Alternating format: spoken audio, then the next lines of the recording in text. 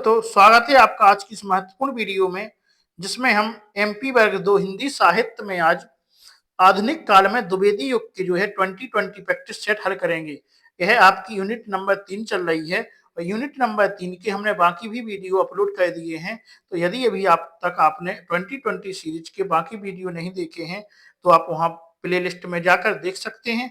और आज की इस वीडियो में द्विवेदी युग के जितने भी क्वेश्चन लिए गए हैं सभी बहुत ही महत्वपूर्ण क्वेश्चन और पुराने पेपरों में आए हुए क्वेश्चन हैं। तो आप लोग बने रहे हमारे साथ और देखते रहें द्विवेदी युग के महत्वपूर्ण क्वेश्चन। यदि अभी तक आपने चैनल को सब्सक्राइब नहीं किया है तो चैनल को सब्सक्राइब करें और वीडियो को लाइक नहीं किया है तो वीडियो को लाइक अवश्य कर दें, क्योंकि हम आपके लिए जितने भी क्वेश्चन लाते हैं बहुत ही महत्वपूर्ण क्वेश्चन बैग 2 के लिए ला रहे हैं। तो आइए स्टार्ट करते हैं। आज का जो आपका पहला क्वेश्चन है, यहाँ पे जितने भी क्वेश्चन कवर किए गए हैं सभी महत्वपूर्ण क्वेश्चन हैं और जो क्वेश्चन है सभी पुराने पेपरों से आए हुए और जो भी आपके लिए महत्वपूर्ण क्वेश्चन है वो सभी इस वीडियो में कवर किए गए हैं।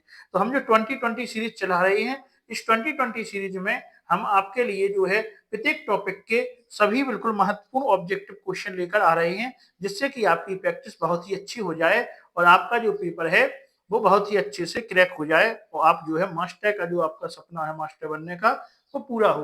तो आइए स्टार्ट करते हैं। पहला आपका क्वेश्चन है, निम्नलिखित में से कौन सी विशेषता द्विवेदी युगीन काव्य की नहीं है? तो हमें बताना है इनमें से कौन सी ऐसी विशेषता है जो द्विवेदी युगीन काव्य की नहीं है। तो ऑप्शन आपका पहला हो जाएगा इतिवृत्तात्मकता, दूसरा ऑप्शन है सुधारवाद, तीसरा ऑप्शन है आपका काव्य भाषा के रूप में खड़ी बोली की प्रतिष्ठा और लास्ट आपका ऑप्शन है स्वानुभूति की प्रत्यक्ष विवृत्ति। तो इसका जो आपका आंसर है, हमें बताना था कि द्विवेदी युगीन काव्य की विशेषता नहीं है।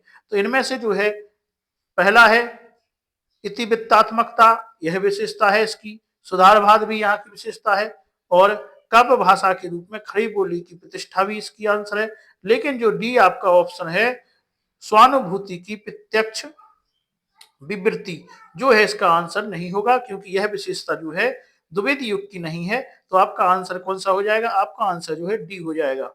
आइए अगला हमारा क्वेश्चन, दूसरा क्वेश्चन देखते हैं कि हम कौन थे, क्या हो गए हैं और क्या होंगे अभी।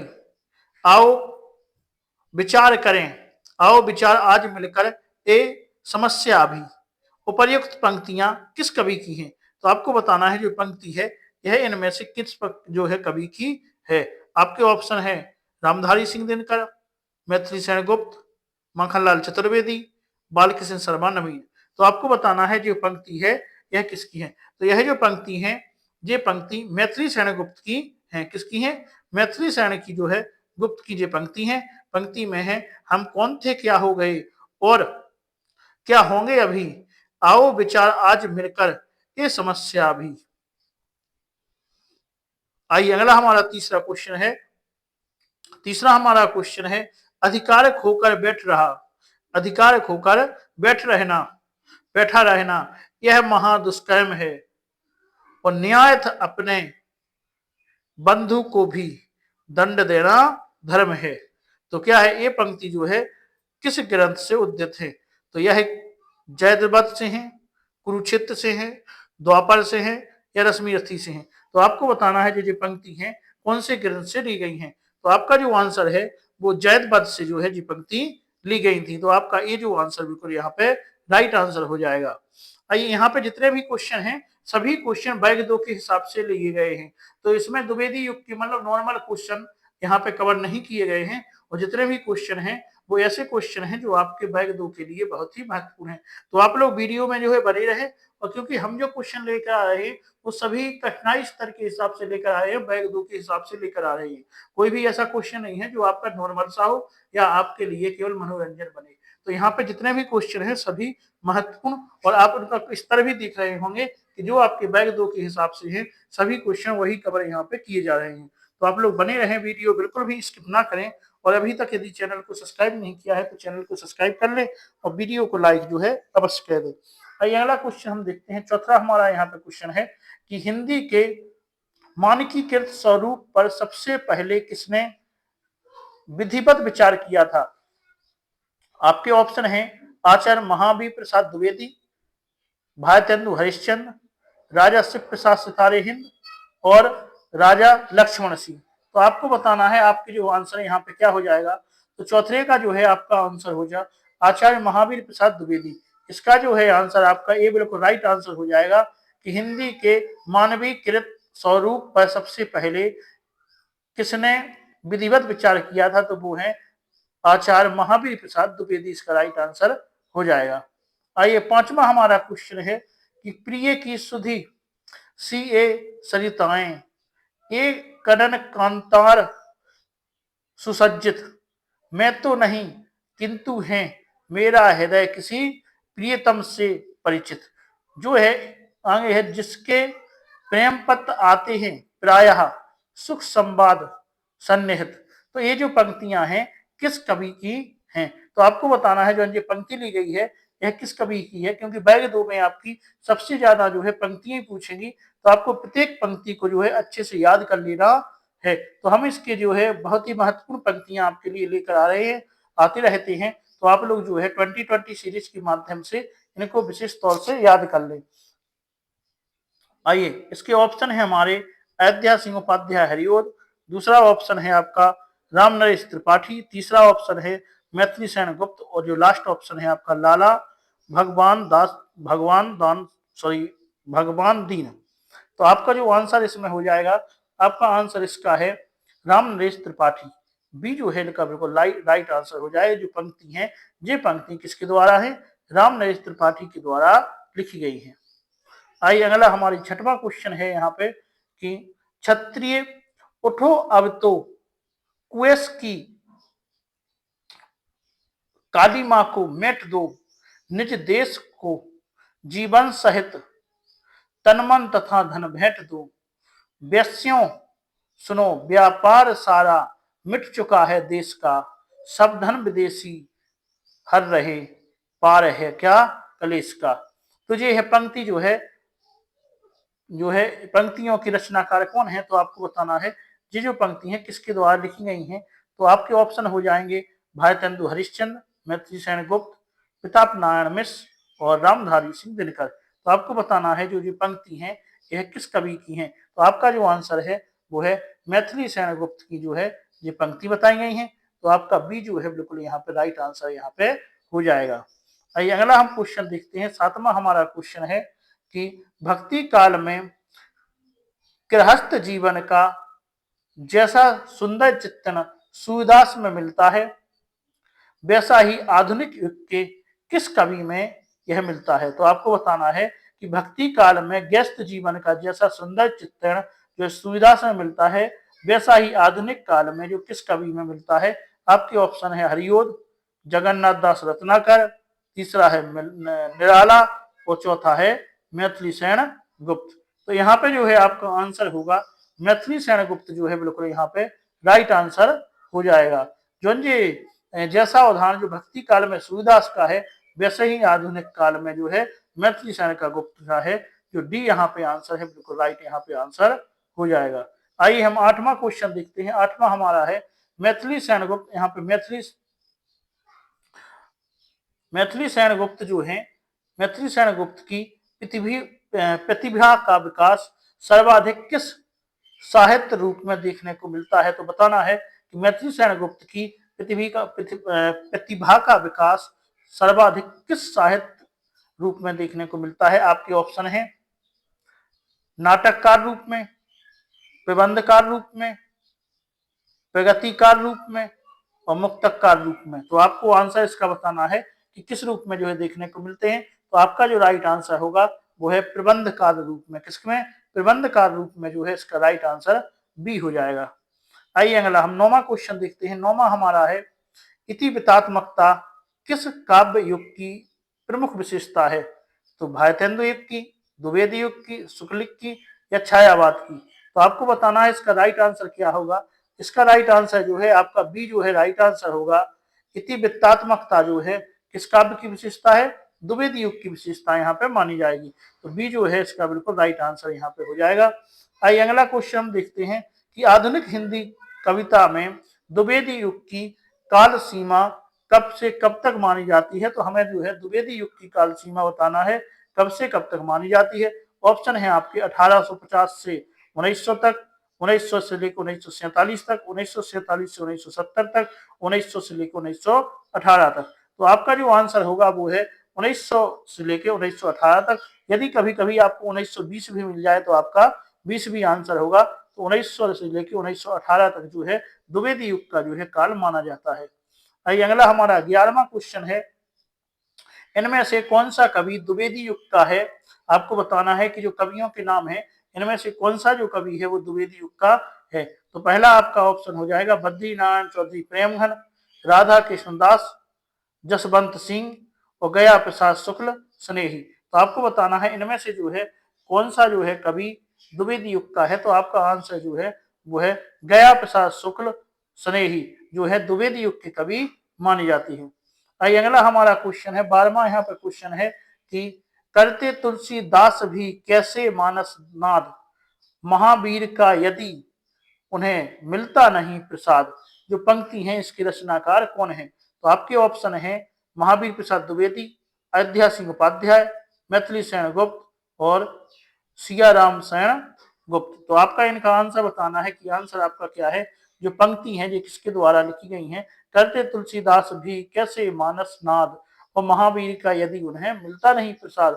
जो पंक्ति है यह मैथिली शरण गुप्त के द्वारा कही गई है। तो इसके रचनाकार जो है महावीर प्रसाद द्विवेदी, मैथिली शरण गुप्त हैं। तो आपका जो आंसर है वो मैथिली शरण गुप्त जो है सी आंसर आपका मैथिली शरण गुप्त, इसका सी आंसर जो है बिल्कुल राइट आंसर हो जाएगा। आइए अगला है हमारा, अगला है 13वां क्वेश्चन, द्विवेदी जी ने किस भाषा को कविता के सिंहासन से उतार कर खड़ी बोली को प्रतिष्ठित करने में काफी योगदान दिया है? तो वो है आपकी फारसी या संस्कृत या पाली या ब्रज। तो आपको इसका आंसर बताना क्या है। तो इसका आंसर जो है यहाँ पे ब्रज भाषा जो है राइट आंसर हो जाएगा कि द्विवेदी जी ने किस भाषा को मतलब ब्रज भाषा को कविता के सिंहासन से उतार कर खड़ी बोली को प्रतिष्ठित करने में काफी मदद की है। कौन सी भाषा? ब्रज भाषा को। इसका आंसर जो है आपका डी बिल्कुल राइट आंसर हो जाएगा।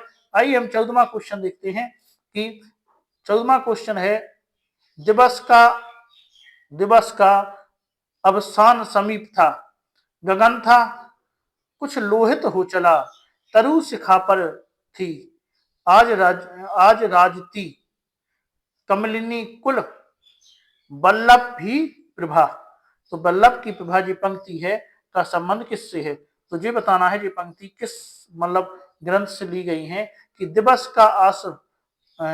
का अवसान समीप था, गगन था कुछ मोहित हो चला, तरु शिखा पर थी अब राजती कमलिनी कुल बल्लभ हो की प्रभा। जो पंक्ति है किसकी है? तो बताना है किस में से जो है पंक्ति ली गई है। आंसू से ली गई है या परिवर्तन से ली गई है, प्रिय प्रवास से ली गई है या किसान से ली गई है। तो आपका जो आंसर है वो सही आंसर है, प्रिय प्रवास से जो पंक्ति है यहाँ पे ली गई थी। तो आपका जो है सी आंसर यहाँ पे राइट हो जाएगा। आइए अगला हम क्वेश्चन देखते हैं, साकेत की कथा का मुख्य संबंध किसके चरित्र विकास से जुड़ा है? तो साकेत जो है किसके ऊपर है? तो राम और सीता के, लक्ष्मण और उर्मिला के, भरत और मांडवी के, लक्ष्मण और सीता के। तो आपको इसका आंसर बताना है। तो जो साकेत है वो लक्ष्मण और उनकी पत्नी उर्मिला थी उनके ऊपर लिखी गई रचना है। तो आपका राइट आंसर जो है बी बिल्कुल राइट आंसर यहाँ पे हो जाएगा। आइए अगला हम 16वां क्वेश्चन देखते हैं। 16वां क्वेश्चन है, विख्यात जीवन व्यत हमारा लोकहित एकांत था,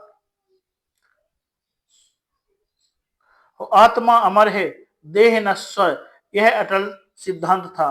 उपर्युक्त पंक्ति किस कृति से संग्रहित हैं? तो क्या साकेत से हैं या भारत भारती से हैं या सिद्धराज से हैं? उपर्युक्त में से कोई नहीं। तो आपको बताना है इसका 16 का जो है राइट आंसर आपका क्या होगा। तो 16 का जो है राइट आंसर आपका बी है। ये पंक्ति जो है भारत भारती से ली गई है। तो इसका आंसर आपका कौन सा हो जाएगा?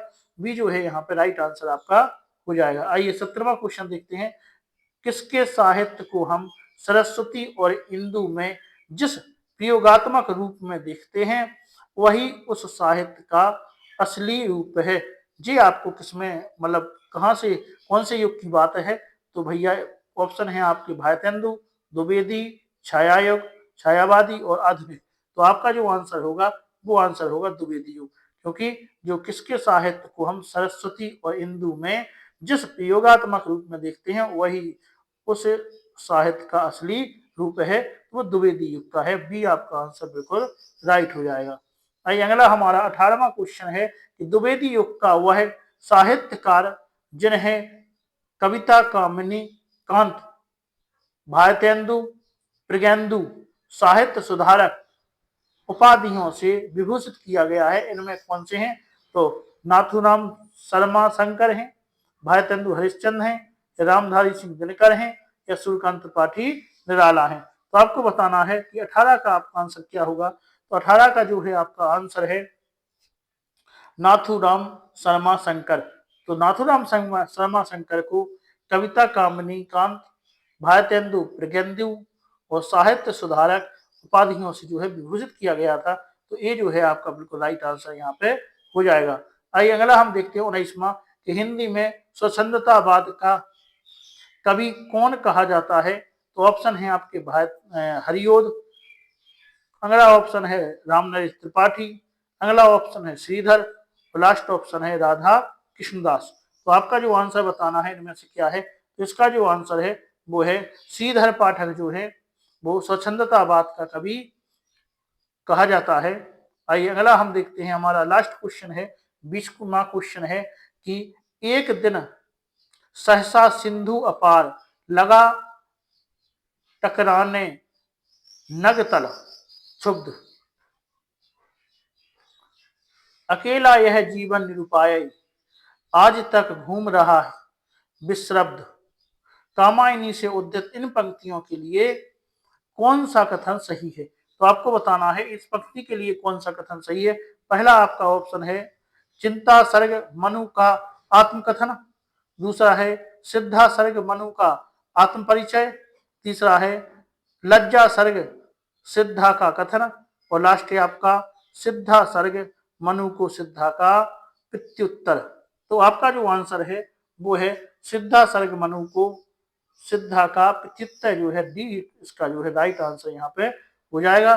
तो हमारे जो है 2020 सीरीज में 20 क्वेश्चन यहाँ पे कंप्लीट हो गए हैं। हम आपसे जो है लास्ट में एक महत्वपूर्ण पॉइंट हर जो है वीडियो में लाते हैं। तो इसी प्रकार से इस वीडियो में भी हमने द्विवेदी युग के जो है सभी कवियों के उनकी रचनाएं कवर की हैं। तो आइए एक बार उन पर भी नजर डालते हैं, वो भी बहुत ही महत्वपूर्ण रचनाएं हैं और यहाँ से आपके क्वेश्चन आने की संभावना ज्यादा है, क्योंकि जो आपके हिंदी साहित्य में है रचनाएं पूछ सकते हैं और वहां पे जो है पंक्तियां भी पूछ सकते हैं। तो दोनों आपके लिए बहुत ही जरूरी है। तो हम आपके लिए लेकर आए हैं कवि और उनकी रचनाएं। आइए पहले हमारे जो कवि हैं द्विवेदी युग के जो कवि हैं वो है नाथूराम शंकर। तो नाथूराम शर्मा जो शंकर हैं इनकी पहली जो रचना है वो है अनुराग रत्न, शंकर सरोज, गर्भरंडा रहस्य और शंकर सर्वस्व जो है इनकी महत्वपूर्ण रचनाएं हैं। आइए अगले कवि को देखते हैं। अगले हमारे कवि हैं श्रीधर पाठक। तो इनकी है बनाष्टक, कश्मीर सुषमा, देहरादून, भारत गीत, जायज वंदना ये कविता है, और बाल विधवा ये भी एक कविता है। ये किसकी हो गई? ये हो गई हमारे श्रीधर पाठक की। आइए तीसरा हमारा है महावीर प्रसाद द्विवेदी। महावीर प्रसाद द्विवेदी की है काव्य मंजूषा, सुमन, कान्य कुब्ज, अबला बिलाप, ये इनकी महावीर प्रसाद द्विवेदी की और भी हैं, लेकिन यहाँ पे कुछ रचनाएं कवर की गई हैं। आइए अगला है हरिओद की कौन कौन सी है? प्रिय प्रवास, पद प्रसून, चुभते चौबदे, चोखे चौबदे, बोलचाल, रसकलश, वैदेही, वनवास। तो जी है किसकी? ये हमारी जो है हरिओद की महत्वपूर्ण रचनाएं यहाँ पे हो गई हैं। अब आइए पांचवा हमारा है राय देवी प्रसाद पुरी की रचनाएं कौन सी हैं? स्वदेशी कुंडल, मृत्युंजय, राम रावण विरोध और बसंत वियोग जो है राय देवी प्रसाद की रचनाएं यहाँ पे हो गई हैं। आइए हम छठवीं देखती हैं। छठवें हमारे हैं रामचरित उपाध्याय। तो इनकी रचनाएं हैं राष्ट्रभारती, देवदूत, देवसभा, विचित्र विवाह और रामचरित चिंतामणि जो है महत्वपूर्ण रचनाएं हो गई हैं। आइए हम देखते हैं गया प्रसाद शुक्ल स्नेही की रचनाएं। तो इनकी है डो के शक किंदन, प्रेम प्रचीसी, राष्ट्रीय वीणा, त्रिशूल तरंग, करुणा कादम्बिनी, जो इनकी हैं गया प्रसाद शुक्ल की महत्वपूर्ण रचनाएं हो जाएंगी। आइए अगला हमारे जो है 8वें कवि हैं मैथिली सैनिक गुप्त की हमें रचनाएं देखना है। तो इनकी है रंग में भंग, जैदबद, भारत भारती, पंचवटी, झंकार, साकेत, यशोधरा, द्वापर और जय भारत और लास्ट है इनकी विष्णु प्रिया। तो ये इनकी महत्वपूर्ण रचनाएं हो गई हैं। इसी प्रकार से राम नरेश त्रिपाठी की देखेंगे। राम नरेश त्रिपाठी की है मिलन, पथिक, स्वप्न, मानसी, जो है राम नरेश त्रिपाठी की महत्वपूर्ण रचनाएं हो जाएंगी। आइए अगले हम देखते हैं 10वें हमारे हैं बाल मुकुंद गुप्त। तो इनकी है स्फुट कविता और इसके बाद है लाला भगवान दीन, दीन जो है इनकी है ना क्षीर छत्राणी, वीर बालक, वीर पंचरत्न और नवीन बीन। तो जो है इनकी महत्वपूर्ण रचनाएं लाला भगवान दीन की हो गई हैं। आइए हमारे जो है अगले जो कवि हैं वो हैं लोचन प्रसाद पांडे। ये भी द्विवेदी युग के कवि माने जाते हैं। इनकी रचनाएं हैं प्रवासी, मेवाड़ गाथा, महानदी और पद पुष्पांजलि, इनकी महत्वपूर्ण रचनाएं हैं। और इसके बाद जो यहाँ के लास्ट कवि हैं वो है मुकुटधर पांडे। तो मुकुटधर पांडे की है पूजा फूल और कानन कुसुम, जो इनकी है महत्वपूर्ण रचनाएं यहाँ पे हो जाएंगी। तो द्विवेदी युग के हमने महत्वपूर्ण कवि और इनकी महत्वपूर्ण रचनाएं देख ली हैं। और द्विवेदी युग के 2020 सीरीज में हमने 20 क्वेश्चन जो है महत्वपूर्ण 20 क्वेश्चन कवर कर लिए हैं। तो आज के इस वीडियो में इतना ही रहने देते हैं। यदि अभी तक आपने चैनल को सब्सक्राइब नहीं किया है तो चैनल को सब्सक्राइब कर ले और वीडियो को लाइक नहीं किया है तो वीडियो को लाइक कर दे। तो आज के लिए इतना ही। अगले वीडियो में हम आपके लिए इसी प्रकार से एक नए क्वेश्चन के साथ फिर से आपके साथ नए टॉपिक के साथ मिलेंगे। आज के लिए इतना ही। धन्यवाद।